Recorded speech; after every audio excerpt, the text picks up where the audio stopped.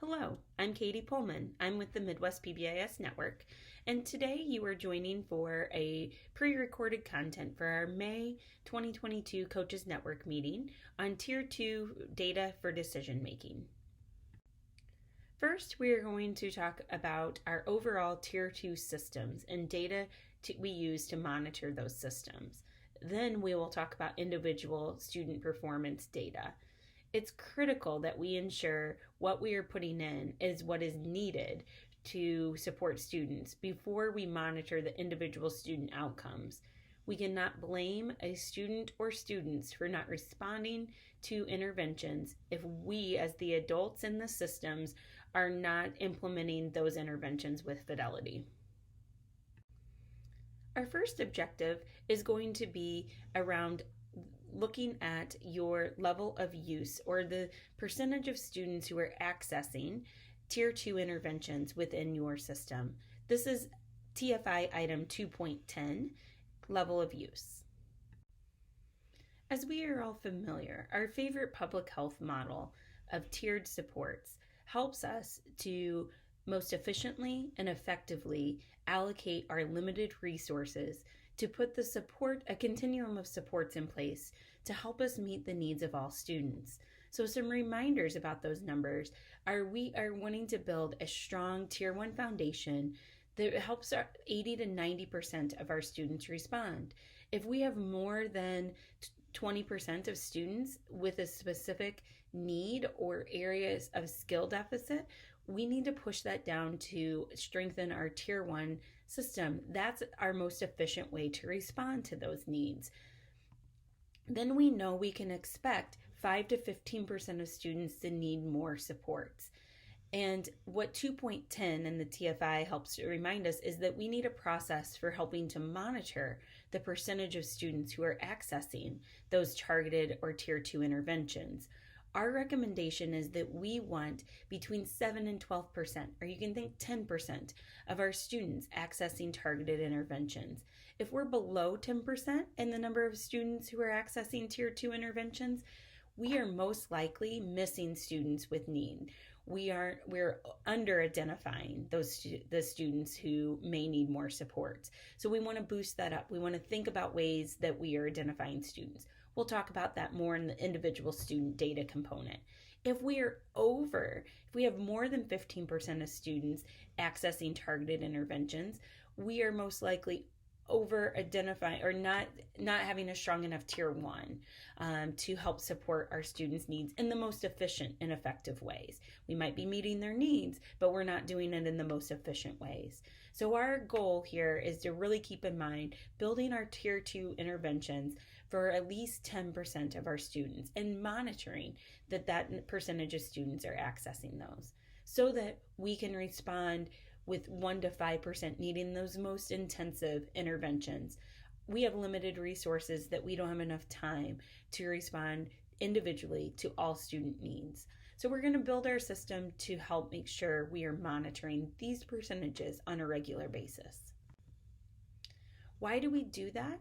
Why are we saying we want to have at least 10%? I mentioned some of those already. But our most efficient way to respond is to have that strong Tier 1. If more than 15% of students have a need, let's strengthen what we're doing at Tier 1 so that all students can have that support.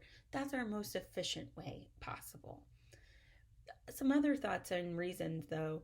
In the past, we have waited for a student's need to get worse, waited until their needs are so high that we need to respond in an individualized way with those Tier 3 high intensity interventions that take a lot of our staff time and resource.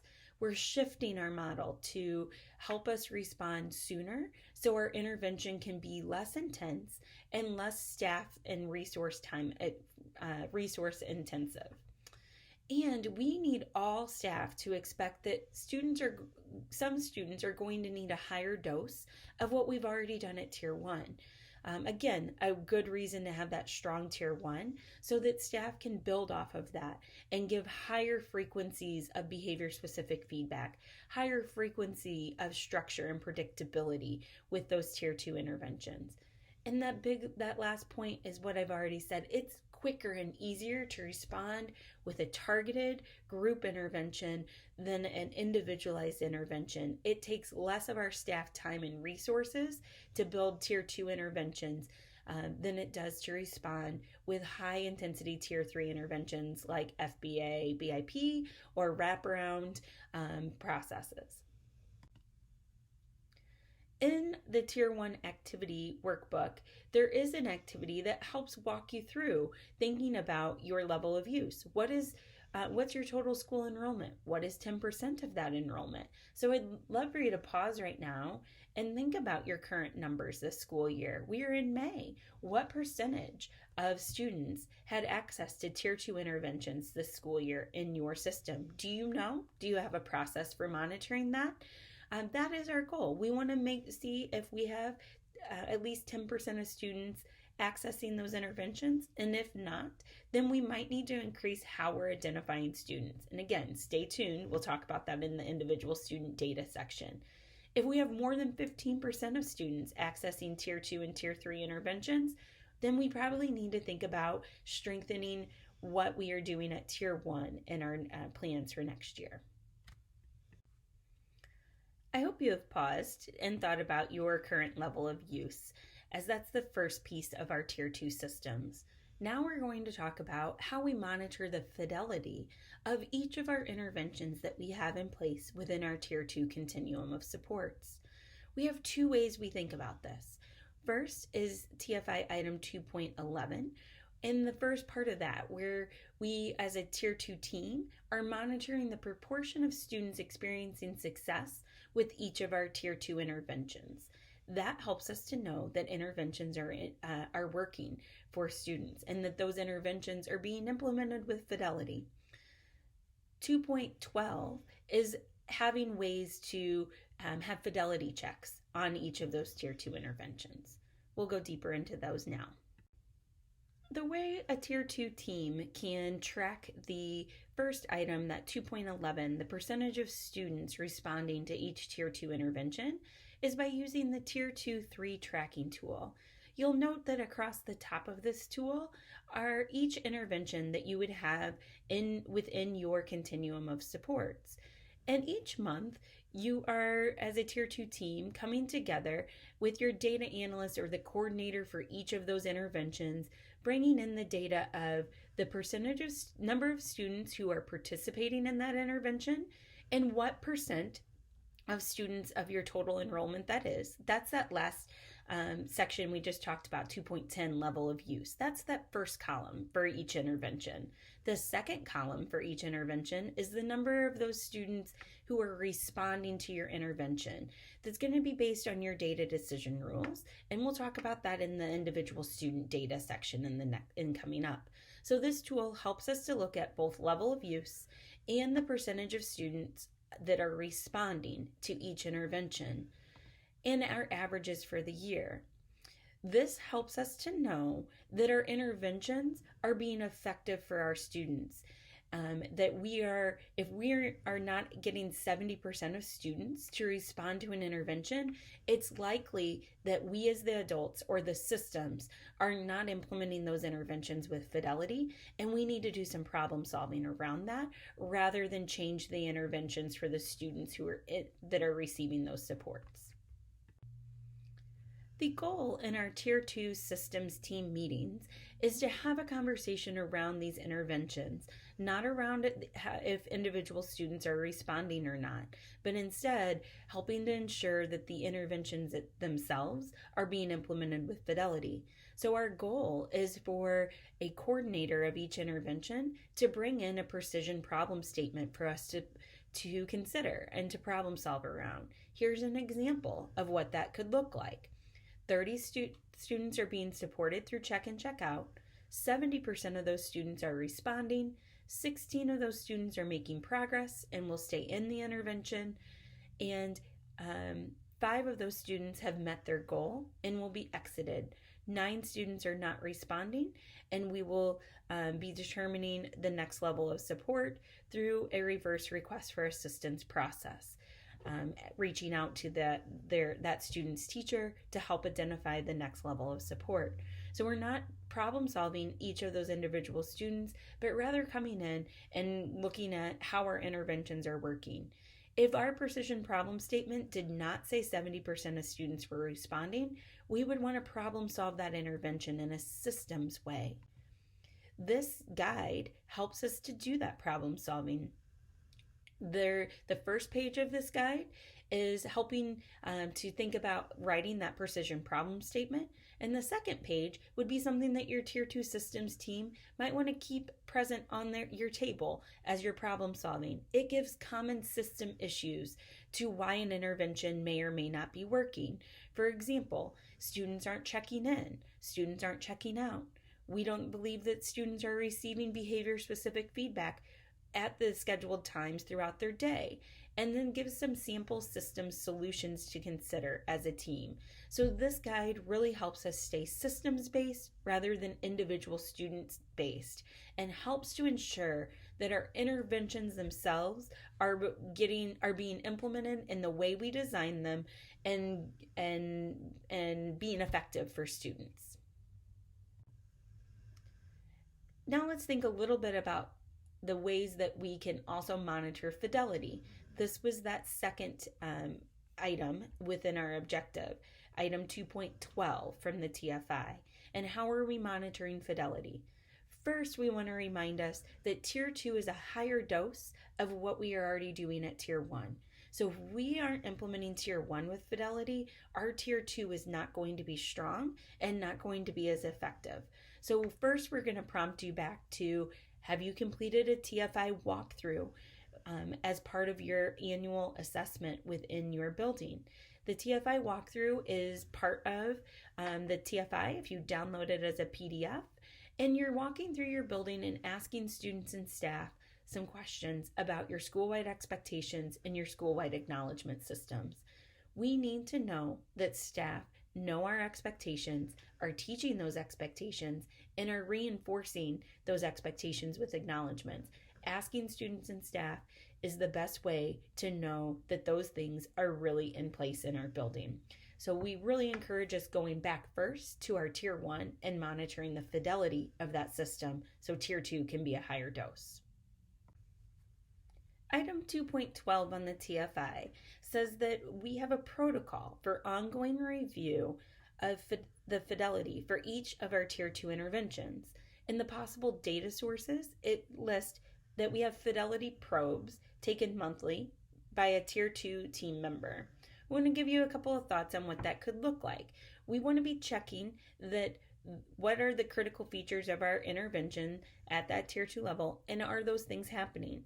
So this is one example of having some of those fidelity checks on our daily progress report card. For both the morning and afternoon, the facilitator would be checking that the student was checked in that day, they were positively greeted, they were reminded of their expectations and things they were working on, they were given materials, they had a communication check from home. So what are the critical components of our intervention? And this is one way we could check those. And then as a coordinator of that check and check out intervention, I might come and pull a selection, a sample of those daily progress report cards from multiple students and kind of do a quick fidelity check on a monthly basis to see, are those things happening? But a good way to monitor the fidelity of of those interventions. This could also look like having those prompts and doing a quick Google form with the facilitators of our interventions. For example, if we have social academic instructional groups happening and multiple facilitators of those groups, myself as a coordinator might send out a Google form on a monthly basis and just ask those standard things like what was the frequency of our groups actually meeting that month? Did we get through the lessons as planned? Were students getting feedback in their classrooms? We could ask those kinds of things just to do some quick checks on those fidelity pieces. Another way is to have a fidelity tool that we use on a regular basis. So there is an example of the check in, check out walkthrough tool or fidelity implementation measure that you might use more on like a couple times a year or quarterly as a coordinator of the intervention to check where are we at. You would use this more as you were getting the intervention built, and then you would use it a little less frequent as you have that intervention in place. So these are the balance to that monthly check of the percentage of students who are responding. And then also that fidelity check of, are we implementing it the way we said we were going to implement? The last portion of our Tier 2 systems data components is 2.13 annual evaluation. This is pulling all of that together at the end of the year and helping to make decisions in action plans based on the fidelity throughout the year, the student response, and the balance of the fidelity checks and our annual TFI evaluation, and also the outcome data component. So at least annually, we want our Tier 2 systems team to complete the Tier 2 component of the TFI and then develop an action plan. There is no reason to ever complete any assessment or fidelity tool if it doesn't lead to action planning. So we want to definitely make sure that not only are we using the fidelity measure as a team and building consensus on where are we at with that implementation, but that it leads to an action plan. In addition to that annual fidelity check using the tiered fidelity inventory, we want to monitor our overall responses of student behaviors. It's our checks and balances to our self-assessment of fidelity. If our TFI fidelity score is above that 70% and we're still suspending students at high rates, or we have above 15% of our students who are still at an elevated risk on our universal screening, or we have high percentages of students who are being placed in alternative settings, then our fidelity score is most likely inflated or not accurate. So the systems response tool is a way for us as schools and districts to monitor those critical data points and give that checks and balances to our self-assessment fidelity scores and those student outcome data components. So here's a screenshot of that systems response tool. You could use this tool, or you can make sure that you're monitoring some student outcome data points. But you'll notice the items A and B are helping to look at the percentage of students who are in those tiered interventions. That can come from your tracking tool. Then items C through M are more of the what are our responses to behaviors and to needs of social emotional behavioral needs of students in our system. We need to make sure that the more tiered interventions that we have in place, the less responsive or restrictive responses to behavior we should be having. So things like monitoring our least restrictive environment data, we should see positive effects on those. Students moving more into least restrictive environments as we put more interventions in place. Student hospitalizations, students being placed in separate school settings like our alternative school. If we are putting strong tiered interventions in place, we should see positive outcomes for students. And we need to check that. We need to monitor that. So at a school level and at a district level, how are we monitoring that as we put those proactive interventions in place, students are seeing positive outcomes? If you haven't already, I hope you'll pause and reflect on your overall data that you're using to monitor your Tier 2 systems, and bring your questions to our live Coaches Network meeting on May 9th. And think about some action steps that you might take to improve monitoring your Tier 2 systems before you move into the section on individual student data. We're going to move forward with thinking about your entry criteria and your data decision rules for how individual students are responding to Tier 2 interventions. Again, we don't want to monitor individual student performance until we've checked our systems for fidelity of implementing those interventions. Our first objective in the individual student data component is thinking about our current data points that we use to identify students' entry into Tier 2 interventions. This is TFI item 2.3, and what are our data decision rules and data sources for how we identify students for Tier 2. I want to give us a reminder back to Amy's messages in the pre-recording for February's Coaches Network meeting about entry criteria being matched to student need. Her example was in an emergency room, doctors would not provide a bandage or a sling for a shattered elbow. They would perform surgery, and they would do that quickly. So in a school, we cannot think that a low-level intervention like check in, check out will be a match for a student who has been suspended 3 times this month, or is only coming to school 30% of the time, or displaying behaviors that are creating safety concerns for classmates and causing room clears multiple times a week. Our data decision rules need to be low threshold so that we are identifying students early for those low level of interventions. And when behavior is and needs are higher, that we match appropriately that level of intervention, which might mean that there are exceptions to our rules. But we first have to have rules before we can have exceptions. There's a couple of reasons why we want to have data decision rules to help with entry into Tier 2 interventions. First, having those data thresholds and identifying when students enter into our low-level intervention, we recommend check in, check out as that first layer of support, is because it helps for one person to monitor data and get students into an intervention quickly. That is one of those core features of a multi-tiered system of support, or an RTI, response to intervention process, is early access to intervention. So those data decision rules help without having to have team conversations and wait for a team meeting to get a student into an intervention as soon as possible. Then we can make decisions based on more data gathered in that intervention. The other reason to have data decision rules is if we don't have data decision rules, everything becomes an exception and a discussion. And we don't have enough staff time and resources to do that. We need ways to be efficient. Data decision rules help us to do that. So right now, we are only focused on the data decision rule for entry into a Tier 2 intervention, or our first level of Tier 2 intervention. Here's a sample, and let me emphasize that it's a sample because every school has to contextually fit for their student needs and their data systems what those thresholds will be. But in this sample, what you notice is that it's being specific about the number of office referrals or excused absences or incomplete homework assignments. It's giving those data points that they're using to identify students into those interventions. And very clear and specific, one person can monitor these data points and have that be the trigger into a Tier 2 intervention.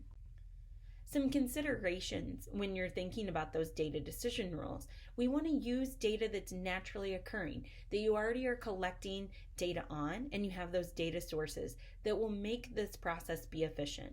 We want to have multiple ways for students to get into interventions. Some of those will be based on those data points. We also, though, want to always ensure that there's a way for students, staff, families to request assistance and request support for students that we might not be identifying through data. Always remembering that the data decision rules are our guidelines, and there will be times that there are exceptions. There will be times that we need to go past check in, check out because something behavior has intensified quickly. So there are always exceptions, but if we don't have rules, everything becomes an exception, and that's not efficient. And remembering that those data rules are contextual. What's low risk in one school might not be low risk in another. So we can't just lift somebody else's data decision rules. We have to look at our own data and our own student needs. This slide helps us think about some of those multiple data points that might be naturally occurring or places that you're already collecting data that we want to consider. A lot of times we are really good at using data to identify students with externalizing behaviors. Over the years, we've gotten really good at using office referrals as suspension data. We want to think about expanding those data decision rules to include things like our social emotional behavioral screening data. How do we incorporate that into our decision rules? Think about things like visits to the nurse's office or counselor, or just time out of class. Those can help us identify students who might be displaying those or inwardly displaying behaviors of similar needs, but those behaviors are inward. So what additional data points might you need to consider within your current data decision rules to ensure that we are identifying all students? Especially if that level of use was below 10%, most likely we need to expand the data points we're monitoring to help us identify students for Tier 2 intervention. The second learning objective in the individual student data section is coming back to item 2.11 on the TFI, and that's student performance data. The second portion of that says that we need to have data decision rules for how we monitor student progress while they're on an intervention and how they exit out of or go into a higher level or modification of an intervention. When we are developing the data decision rules for progress monitoring and exiting an intervention, we need to think about a way to monitor the students' generalization of skills into the general setting, like into their classroom. Typically, we think about using our daily progress report card to help us with monitoring that student skills are being transferred into those classroom settings or other settings of their environment. We'll show some examples of those in a few minutes. The second point is we need to make sure that our data decision rule includes a monitoring of the entry data point, the outcome point. If that was office discipline referrals or nurses visits, that we need to have a way that we're stating is that entry point reducing. And we also need to have a time frame. Typically, we think of 4 to 6 weeks as our intervention time frame. Here is, again, a sample, and emphasize that it's a sample because all schools have different contexts. But it gives you some samples of building off of that entry criteria. What might it look like to set a decision rule for monitoring that progress while they're on? That allows one coordinator to look at the data and say if Katie's going to continue on that intervention, or if we need to intensify before that time frame is over.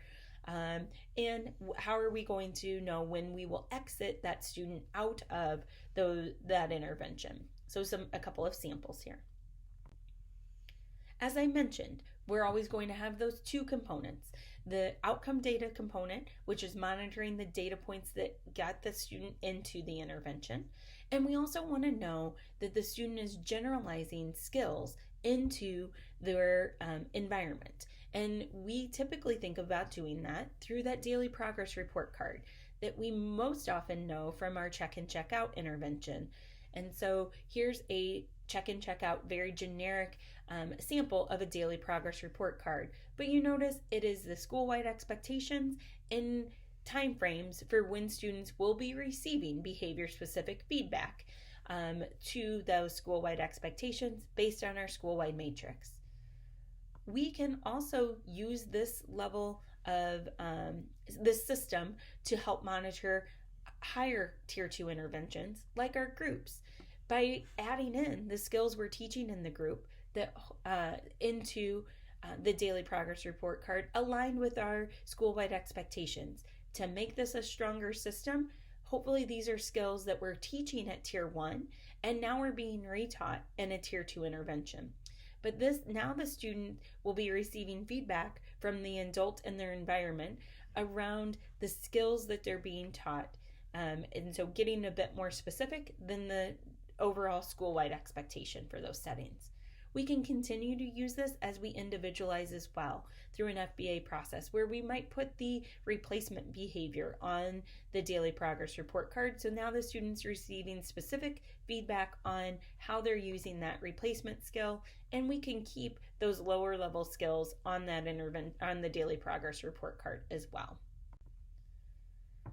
So I invite you now to think about your data decision rules for your tiered interventions.